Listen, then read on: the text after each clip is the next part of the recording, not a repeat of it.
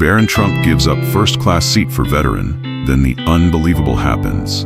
If you enjoy and captivating stories, please support us by liking, subscribing to our channel, sharing video, and leaving a comment below. I vividly remember the first time I witnessed a simple act of kindness change the entire mood of a room. But what truly moved me was hearing this story, Barron Trump's story.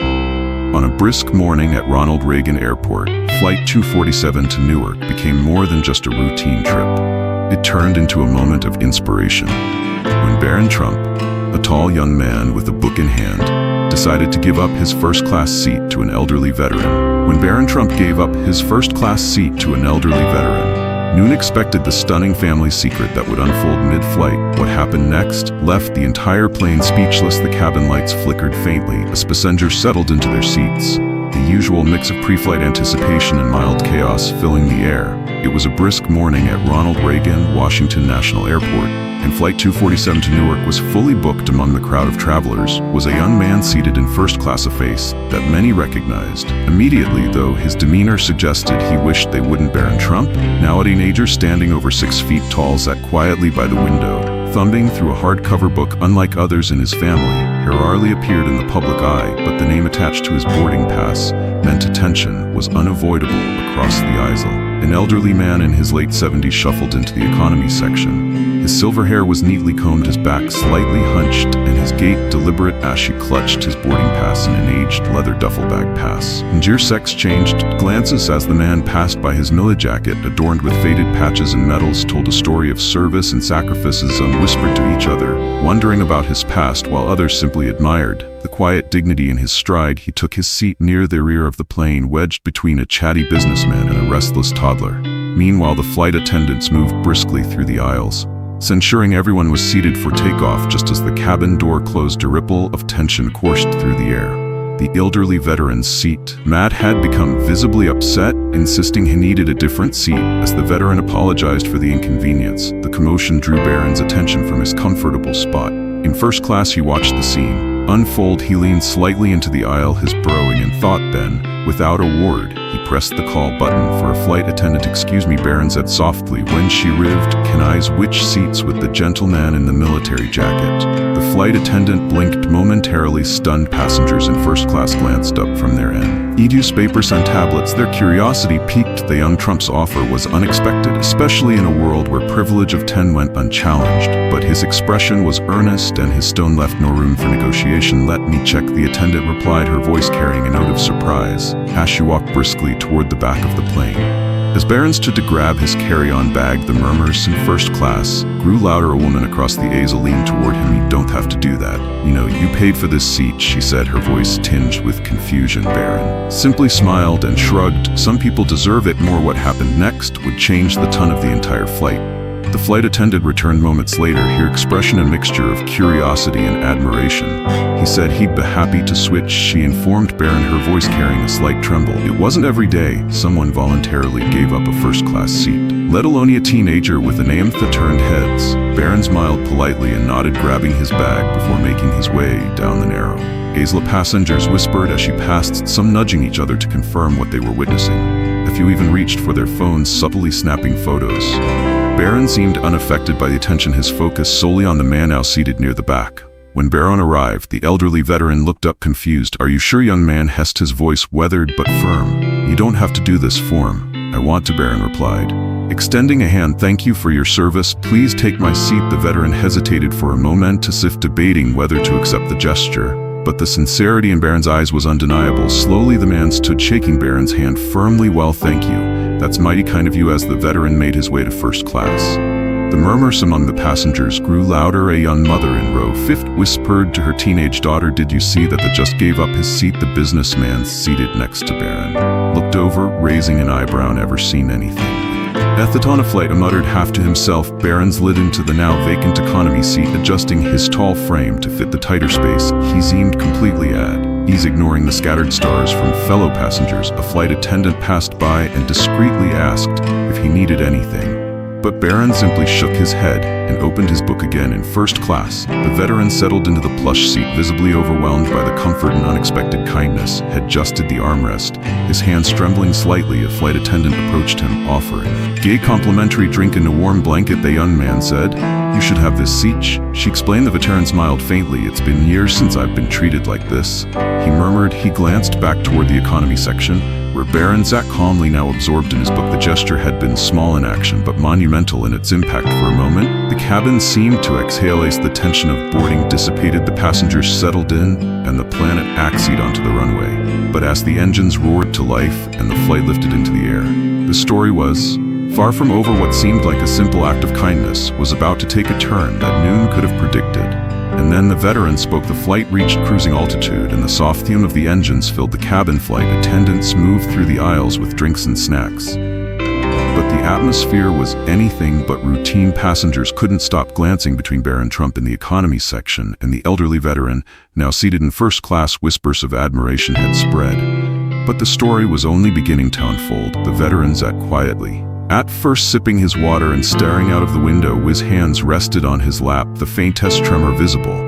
Then, as if compelled by the weight of the moment, he turned to the passenger seated next to him, a middle-aged woman with kind eyes. "I have to say something," he began, his voice just loud enough to be heard. The woman looked at them, curious. The veteran adjusted the small pin on his lapel. A Purple Heart, and sighed deeply. "That young man who gave me this seat, this family saved my life once." The woman blinked, surprised. "What you meant?" The veteran leaned back, his voice growy. Steadier, she began his story. "It was decades ago during the Vietnam War. I was stationed overseas, far from home, with no family support. I'd been injured badly, shot twice in the leg. When I finally got stateside, I was lost, no direction, no purpose, nothing." His voice wavered, but he continued. "I ended up in New York, trying to rebuild my life. I didn't have a place to stay, barely enough money for food. One day, I ran into a man outside Adner who saw me struggling. He didn't just hand me $1 and walk away. He sat with me and listened to my story. That man was Donald Trump's father." For the woman's eyes widened, and a few passengers nearby, who had been subtly eavesdropping, leaned closer. Fred Trump, the veteran, nodded, his expression growing wistfully. "As she didn't we me thing, but it made sure I had a roof over my head and a job to get back on my feet. They never asked for anything in return, just told me you serve this country, it's the least we can do." I'll never forget those words. The conversation had caught the attention of several passengers in first class, and the story began to ripple through the cabin. The veteran's voice grew stronger as she continued, his eyes misting with gratitude. "I always wanted to thank his family, but I never got the chance. Life moved on, and I thought the moment was lost forever. And now today, that man's grandson, he's given me gift. I'll never forget. What are the odds of something like this happening in economy?" Barron's at oblivious to the growing G-buzz around the plane. He was engrossed in his book, his long legs awkwardly tucked into the cramped space. But in first class, the veteran's revelation had sparked something deeper. Passengers began to exchange glances, murmurs of amazement spreading like wildfire. One of the flight attendants leaned toward the veteran. "Would you like me to tell him what you just shared?" she asked softly. The veteran hesitated, then shook his head. No, yet let the boy have his peace. He doesn't need to know how much this means to me, not right now." But the passengers couldn't maintain their astonishment. What had started as a simple act of kindness now carried a sense of destiny, as if the universe had aligned just for this moment. And then something even more remarkable happened. The veteran sat quietly for a few moments, his story lingering in the air like an unspoken challenge. Nearby passengers exchanged glances, some leaning in closer to share their own thoughts. In hushed tones, the flight had transformed from a routine journey into something far more profound. It was the man seated directly across from the veteran who broke the silence. He was in his early 40s, with a tired but approachable face. "I'm sorry to interrupt," said, his voice a steady budding edge with emotion, "but your story really hit home. My grandfather served in Vietnam. Too, he used to talk about how much it meant when people back home cared enough to help. Hearing what Fred Trump did for you, well, that's rare too." Are the veteran nodded, his lips curling into a faint smile. "It's the little things, son. People don't realize how far a small act of kindness can go. Back then, I thought my life was over, but that man's generosity gave me a second chance." Across the aisle, young mother chimed in, cradling a sleeping toddler in her arms. "You know, my dad used to say the same thing. He wasn't a veteran, but he always told me that when someone lifts you up, even just a little, you pass it. It's like a chain reaction. What Barron did today, it's proof that kindness still matters." The veteran's eyes softened as she listened. "It's true. And it's not just about big gestures, sometimes just being seen, being act. No. Legend can change everything. That's what Fred Trump did for me. And it's what his grandson has done for me again today. The passengers continued to share their stories, each one more heartfelt than the last. A flight attendant visibly moved, sat on the armrest of an empty seat near the veteran. I wasn't planning to say anything, she admitted, but my brother served in Iraq, hadn't talked much about it. But when he came home, he told me that the people who stopped to thank him or help him out in small ways, those were the moments that stuck with him. Sometimes those moments were the only thing keeping him going. The veteran nodded, in understanding his expression, a mix of empathy and quiet pride. Your brother's right. It's the little things that keep you grounded when everything else feels like it's falling apart in economy. Barron noticed a few passengers glancing back at him, their faces a mixture of awe and gratitude. Hadn't understand the full context of what was happening yet. But he offered a polite nod to one woman who smiled at him. His gesture, though small, had set off a cascade of reflections and connections that noon on that flight to have predicted. The veteran turned to the flight attendant and said, I've always believed that gratitude doesn't just stop with the person who helps you, it grows. Fred Trump helped me build my life, and I've spent every day since trying to honor that by helping others. Today, Barron reminded me of that mission. It's funny how life works, isn't it? The plane hit a patch of turbulence, jolting everyone slightly, but the mood in the cabin remained steady. The conversations felt like a shared catharsis, as if every person on board was connected by an invisible thread of kindness, gratitude, and human resilience. And just as the plane began its descent, the most unexpected moment of all unfolded. As the plane began its descent into Newark, the conversations in first class quieted. The veteran sat with his hands folded, staring out of the window. Deep in thought across the cabin, passengers exchanged knowing glances, some still marveling at the unusual turn of events. Just as the captain announced the final approach, the flight attendant, who had been listening earlier, approached Barron Economy. She knelt slightly to me, this eye level, and spoke softly. I wanted to let you know that the gentleman you gave your seat to, he shared something extraordinary about your family.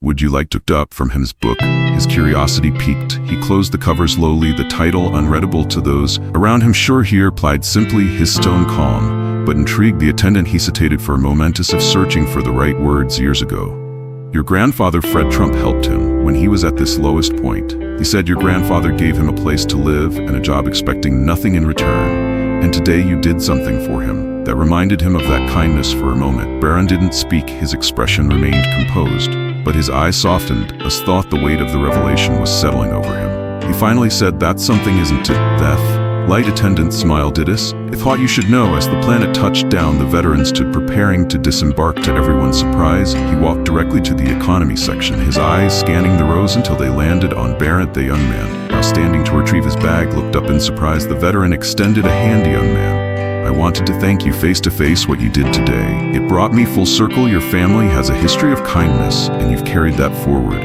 Never forget how much these moments matter." Barron shook his hand firmly. His voice is steady but quiet. "I didn't do anything special, sire. You deserved it." The cabin was silent. Now passengers watching the exchange unfold with rapt attention. Some had tears in their eyes. Others wore small, thoughtful smiles. The connection between these two men, generations apart, felt like a living testament to the power of empathy and gratitude.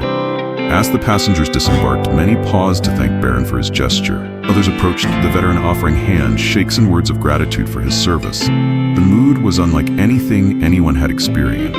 On a flight before at the gate, the veteran turned once more before leaving, tipping his hat toward Barron. "You've got a good heart, son. Don't ever lose that." Barron nodded, his usual reserved demeanor softening just enough to show the impact of the words. As she walked toward the baggage claim, had pulled out his phone and typed a brief message. He hesitated, then hit send. The text read, "Grandpa would have been proud of today."